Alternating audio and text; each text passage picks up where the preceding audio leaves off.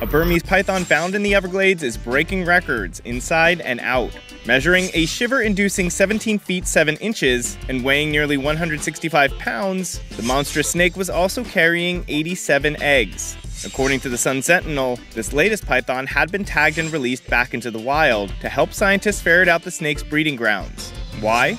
Native to Southeast Asia, pythons are a huge problem in the Everglades National Park, with no natural predator to keep its numbers in check.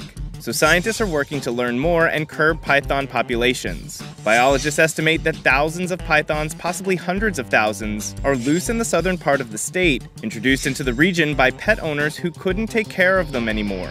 Maybe to help control the python populations, we could take a page from the Temple of Doom and start putting these record breakers on our dinner plates?